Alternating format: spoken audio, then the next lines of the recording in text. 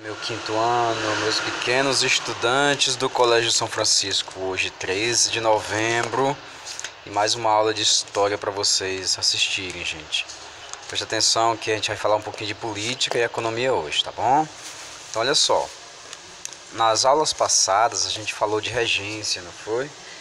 Que enquanto o Pedrinho não assumisse 18 anos de idade, o Brasil seria governado por regentes. E esses regentes, eles eram ministros, né? Eram pessoas bem educadas, enfim, nem tanto também, né? Tinha fazendeiro no meio, tinha militar pelo meio, tinha deputado também, enfim, olha só. A intenção era fazer com que Pedrinho assumisse o poder. Como o Brasil estava uma verdadeira bagunça, muita revolta, muita gente lutando por vida melhor, né? Então o que é que ocorre? O pessoal resolveu antecipar a idade de Pedrinho na Constituição, dizendo, não, vamos colocar logo a coroa na cabeça dele aos 14 anos. Vamos esperar mais 4 anos não, senão o Brasil pega até fogo, com tanta gente se revoltando, com tanta gente brigando, porque não tem nenhum governo no Brasil, então tá todo mundo doido para se separar e ter um país independente. Então aos 14 anos de idade o Dom Pedro assume o reinado do Brasil, chamado Segundo Reinado, não é? E dessa forma ele acaba, digamos, unificando o país. Não tem mais, o reinado dele foi de certo modo tranquilo.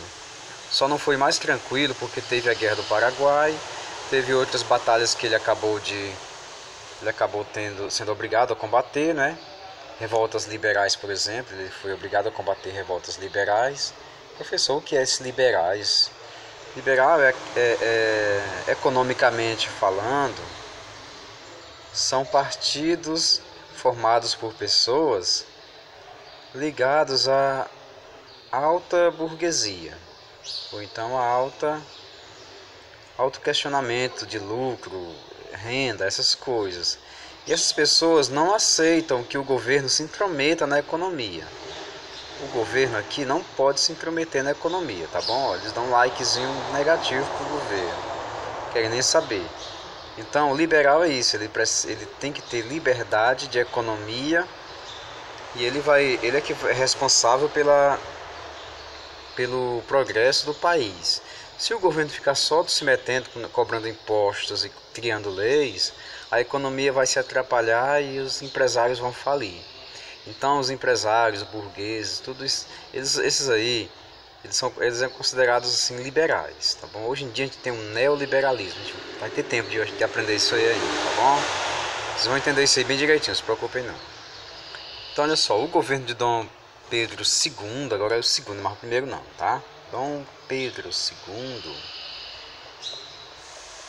ele durou de 1840 até 1889, 49 anos governando, quase meio século. E só saiu porque aqui não tinha mais reinado a partir dessa data. O Brasil já havia proclamado uma república. O pessoal agora ia votar para presidente. Não ia mais ter esse negócio de rei não, né? Então, acabando o reinado dele aqui, antes de terminar, é claro, ele estava vivo. O pessoal proclamou a república e o Brasil não tinha mais nenhum rei. O Brasil já teve 2 reis, Dom Pedro I e Dom Pedro II. E o pai do Dom Pedro I, que era o Dom João VI, que também governava o Brasil. 3 reis, na verdade. Tá bom? Durante o reinado do Dom Pedro II, ele começou a abrir no Brasil algumas escolas, né? Mas não era para todo mundo essas escolas. Essas escolas eram para quem tinha condição de bancar a educação. Eram pessoas, digamos, que tinham uma renda alta, que colocavam seus filhos para estudar. Tinha a escola dos meninos e tinha a escola das meninas. Na escola dos meninos o pessoal aprendia matemática, aritmética, retórica, gramática, música, né? Política, essas coisas. Na escola das meninas, as meninas aprendiam a educação para o lar, aprendiam a cozinhar, aprendiam a costurar, aprendiam a fazer renda. Era só educação para o lar mesmo, né? Ainda bem que isso acabou e hoje estamos em pé, para a gente estar em pé de igualdade, né? E também o Brasil começava investir em pequenas indústrias, né? Mas não era tantas também não. Até porque não tinha como competir com o país mais industrial do mundo na época, que era a Inglaterra. Não tinha como competir com eles. Então os próprios ingleses tratavam de não incentivar, não aceitar que o Brasil tivesse muitas indústrias para não ter que competir com eles. Então as indústrias do Brasil eram indústrias de tecidos baratos, eram indústrias de construção, eram indústrias pequenas, não era indústria grande de fazer navio, essas coisas não. Né? E vamos ver bem aqui na página 77. Essa parte de introdução tá tudo na página 76, tá bom? Do nosso livro. Deixa eu marcar bem aqui para vocês verem. Tá tudo na página 76 do nosso livro. Na página 77 do nosso livro tem os acontecimentos do governo de Dom Pedro II. É essa parte que tem esse velhinho simpático aqui, que é o Machado de Assis, o maior escritor do Brasil de todos os tempos, não por quantidade de livros vendidos, mas pela audácia, pela inteligência, por tudo que ele fez, que ele foi quem fundou a Academia Brasileira de Letras, tá? Ele e um amigo, eles fundaram a Academia Brasileira de Letras e existe até hoje, é um nome, é um cara para ser lembrado, né? Então a gente tem aqui os acontecimentos do governo de Dom Pedro II. Como eu falei para vocês, ó, surgimento da indústria. No Brasil antigamente não tinha indústria, tá? Construção de estradas de ferro, onde o trenzinho vai passar, né? Instalação de usinas. Para que serve a usina, tio? Eita, usina é para gerar energia, gente. Já pensou? Usina tem de toda maneira, tem para gerar energia, tem usina para gerar até bagaço de cana, usina para gerar bagaço de cana, interessante, né? Criação de estaleiros para construir navios, né, para construir navios. Modernização dos meios de comunicação e de transporte. Naquele tempo não tinha internet, mas tinha um telégrafo, né? Que era um meio de comunicação à distância, também fazia quase um telefone até, né? E aquilo para a época era uma novidade tão grande que o pessoal ficava horrorizado com tanta tecnologia. Desenvolvimento dos correios, melhoramento dos portos, criação de várias escolas. Como eu falei para vocês, a escola era pequena. Enquanto na América Espanhola, na Argentina, no Paraguai, já tinha universidades que falavam de iluminismo, de ideias avançadas. No Brasil tinha apenas escolas para meninos e para meninas. Quando o garoto e a garota chegavam numa certa idade para estudar fora, o pai mandava para Portugal ou para Espanha para se formar em direito, em ser advogado ou médico e depois voltar ao Brasil. Foi assim que muitos poetas participaram de movimentos contra a escravidão, contra a monarquia, porque foram estudar lá fora, tiveram contato com outras ideias e voltaram ao Brasil com essas ideias, né? Uma cabeça cheia de ideias. Iluminação a gás da cidade do Rio de Janeiro. Eita, era gás. Todo dia o pessoal ia acender o gás nos portos, né? Instalação de um cabo telegráfico submarino ligando o Brasil à Europa. E olha que é longe, né? Os cabos submarinos de telégrafo. Desenvolvimento da agricultura, principalmente o cultivo do café. O café, na verdade, foi a grande economia do Brasil durante o segundo reinado. Durante o reinado de Dom Pedro II, o sudeste do Brasil tinha muito café. O sudeste quem? São Paulo, Rio de Janeiro, né? São Paulo, Rio de Janeiro e Minas Gerais também. Tinha muito café desses locais aí. Então a economia do país girava muito em torno desse café, né? Tanto é que muitas pessoas ficaram ricas, chamados barões do café. Eram eles na verdade que estavam à frente das decisões do governo, né? Eles faziam parte do parlamento ali, eles eram deputados, né? Quando precisavam de alguma coisa, reunia os barões do café, os mais ricos da região, os fazendeiros do café, para tomar as decisões e ajudar o governo a tomar as decisões. Então, olha só, o povão não participava, viu? O povão estava de fora. As pessoas pobres, comuns, ficaram de fora dessa situação todinha. E além desse tanto investimento, o governo de Dom Pedro II foi considerado um governo tranquilo. Tirando a Guerra do Paraguai e depois a abolição da escravidão, foi uma coisa mais ou menos relativamente tranquila, tá bom, pessoal? Apesar, ele investiu também em cultura, né? Ele criou museus no Brasil. Deixa eu voltar de novo novamente com o nosso livro. Não pode esquecer do nosso livro, né? Que ele é maravilhoso. Muito bem, é só. Nosso livro é nosso amigo, né? Nosso livro é nosso amigo. Nosso melhor amigo que você pode ter na vida é um livro. É muito bom. Na pintura destacavam Vitor Meirelles e Pedro Américo. O Pedro Américo foi o que pintou aquele quadro do Dom Pedro I, Independência ou Morte, né? O Pedro Américo. Deixa eu ver se encontro ele aqui fácil. Aqui, o tio encontrou o quadro do Pedro Américo, né? Ó.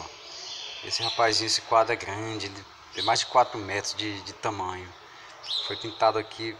Na verdade, aqui representa o pai do Dom Pedro II, Dom Pedro I. O rapazinho da independência do Brasil. Em 7 de setembro, ele assinou o documento que dava ao Brasil total liberdade e autonomia com relação a outros países. A partir desse momento aqui, o Brasil não era mais colônia. O Brasil agora é um país independente, com um rei, né? Depois esse rei saiu, entraram os regentes. Depois os regentes saíram, entrou o Dom Pedro II, né?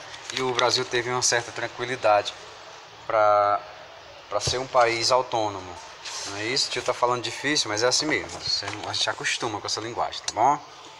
O café foi trazido para o Brasil por Francisco de Melo Palheta, que morava no Pará, e trouxe da Guiana Francesa as primeiras mudas.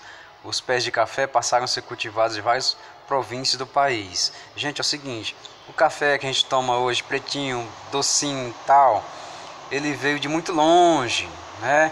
Ele entrou pela Guiana Francesa, ele entrou pelo Pará, chegou até o Sudeste para ser cultivado. O cafezinho foi descoberto pelos árabes, né? Eles começaram a esquentar aquelas sementinhas, moer a sementinha, colocar na água e colocar um açúcarzinho de beterraba dentro para ficar docinho. E dessa maneira o cafezinho chegou até nós. O pessoal descobriu, que negócio bom. Então, bora fazer a produção desse negocinho. Que é isso aí, é a frutinha que nasce na árvore. O café é uma frutinha desse tamanhozinho. Frutinha, né? Enfim. O Brasil participou de algumas lutas armadas com outros países e a mais longa foi a Guerra do Paraguai. Nossa, o Brasil encarou uma guerra, né? Vixe Maria, o Brasil nunca tinha participado de uma guerra e encarou logo a Guerra do Paraguai. O que foi essa Guerra do Paraguai? Na verdade foi uma guerra tanto política como uma guerra econômica, gente. Na história, a história é marcada por muitas guerras e o Brasil não ficou de fora disso, né? Brasil, Argentina, Uruguai, né, se uniram na chamada Tríplice Aliança. Bom, Tríplice Aliança. Para lutar contra quem? Contra o pequeno Paraguai. Nossa, 3 países para enfrentar um só.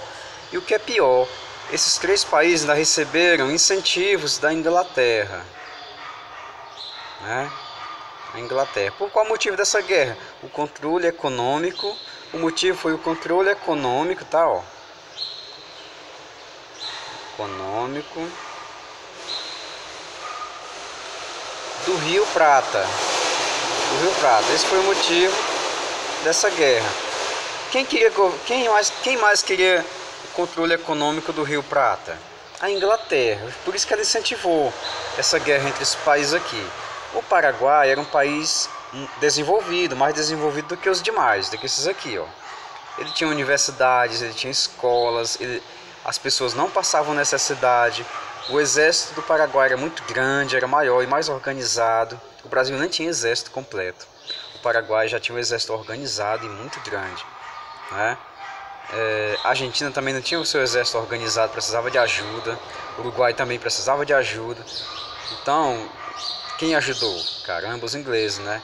Os ingleses venderam munição. E o exército brasileiro, por exemplo, ó, ele não tinha um exército formado. Tanto é que precisou colocar escravos para participar do exército, para completar o exército. Enquanto esses escravos estavam do lado dos soldados no Brasil, os fazendeiros tiveram que chamar imigrantes, né? Imigrantes de outros países para vir morar no Brasil em sistema econômico que a gente vai entender também mais adiante, né? Os escravos estavam lá do lado do Brasil, do lado dos soldados, e começaram a, digamos, os soldados questionaram: por quê? Por que os escravos estão aqui? Aí o Brasil disse assim: não, a gente vai dar a eles uma oportunidade de serem livres. O governo falou isso, né? Quando terminou a Guerra do Paraguai, que inclusive esses países venceram, o Paraguai ficou arrasado. Nunca se recuperou o Paraguai. Era um país considerado rico na época e hoje é um país pobre porque nunca conseguiu se recuperar dessa guerra, né? Quando acabou essa guerra, os escravos estavam muito apegados aos soldados e os soldados estavam muito apegados aos escravos e começaram a cobrar: o governo, por que você não vai libertar os caras? Os caras são tudo de boa. Os caras ajudaram a gente a vencer a guerra, agora você tem que libertar. O governo não quis libertar. E aí começou um movimento chamado de abolicionismo, ou seja, a abolição da escravidão. E esses países que venceram essa guerra, todos ficaram devendo dinheiro e recursos, armas e treinamento à Inglaterra. A Inglaterra foi que saiu ganhando de verdade nessa guerra toda, viu, gente? Então, acontecido esse momento aí, essa triste guerra do Paraguai, que passou 6 anos o pessoal lutando. Não foi todo dia não, mas tinha momentos em que eles lutavam mais, tinha outros que lutavam menos. Foi maior do que a Segunda Guerra Mundial. A Segunda Guerra Mundial foi o quê? 4 anos de alguma coisa, né? Aqui foi 6 anos de guerra. Então, os países vencedores ficaram endividados, o perdedor ficou arrasado, os escravos que lutavam no exército brasileiro exigiram a sua abolição, o governo não deu, começou então os movimentos abolicionistas no Brasil, né? E é o assunto que nós vamos tratar na próxima aula. Na próxima aula a gente vai falar da abolição da escravidão. Tem tudo a ver com a guerra do Paraguai, como vocês acabaram de perceber bem aqui, viu, gente? Tá bom? Hoje nós ficamos por aqui. Tenha um ótimo dia. Assiste de novo essa aula com o papai e com a mamãe. O papai vai fazer o Enem, a mamãe vai fazer o Enem. Tem muita dica que é interessante, que serve para eles também. Tá bom? Tenha um ótimo dia, fiquem na paz, se cuidem. Não saiam de casa, o tio não quer que você saia sem máscara. Se cuida, tá, gente? Saúde a todos. Tchau.